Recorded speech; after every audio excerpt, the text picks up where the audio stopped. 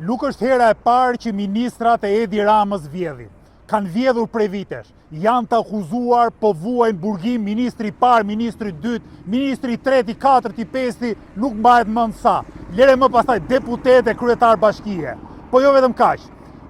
Belinda Balluku është zëvendës kryeministre e dytë, që radhazi akuzohet për korrupsion. Dhe në të gjitha këto raste, Edi Rama për asnjë moment nuk ka mbajtur minimumin e përgjegjësisë politike. Në çdo vend që ka një minimum demokracie dhe ku kryeministri i vendit ka minimumin e vet respektit, sot do duhet kishte dhënë dorëheqjen dhe Shqipëria do duhet ishte futur në një proces zgjedhjesh të parakohshme. Mirpo Edi Rama as e mendon dorëheqjen dhe vetëm kaq, po ka zgjedhur me paturpsinë më të madhe që ta mbrojë Belinda Ballukun. Sot të gjithë shqiptarët pyesin veten, pse Edi Rama në mënyrë fanatike, duke shkelur kushtetutën dhe ligjet e vendit, nuk e dorëzon Belinda Ballukun, nuk e shkarkon dhe nuk i jep dorëheqjen. Përgjigja më e arsyeshme është se Edi Rama është i përfshirë vetë personalisht në të gjitha aferat korruptive. Pa dijenin e Edi Ramës, pa përfitimet e Edi Ramës, nuk do të ndërtohen në mënyrë abuzive tuneli Llogaras. Pa idenë e Edi Ramës, pa informimin e Edi Ramës dhe pa interesat dhe përfitimet e Edi Ramës, nuk do vidhe loti i katërt i Unazës madhe të Tiranës.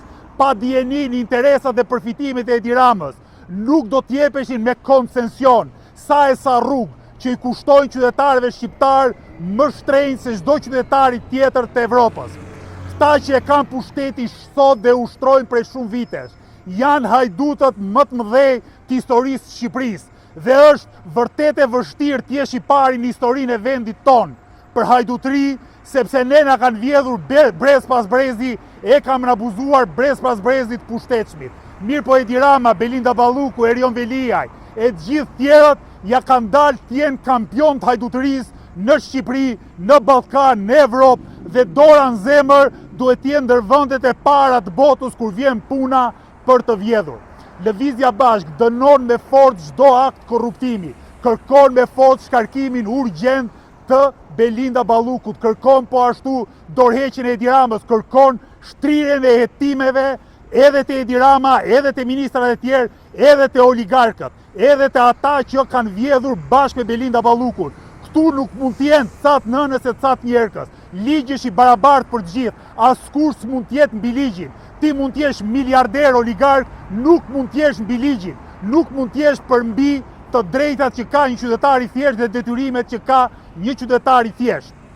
Edi Rama na turpron çdo ditë që është në pushtet. Ai vetë ka humbur aftësinë për të patur turp. Ai nuk përmbush më as kushtet minimale të një qenie njerëzore me dinjitet.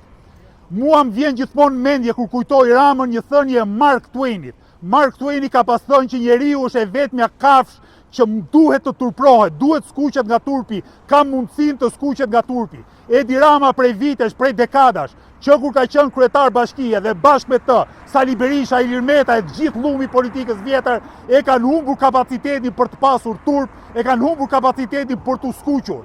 Mirë po, qenia e Edi Ramës në krye të qeverisë shqiptare çdo ditë është një njoll turpi që rritet në trupin, në fytyrën e shoqërisë shqiptare.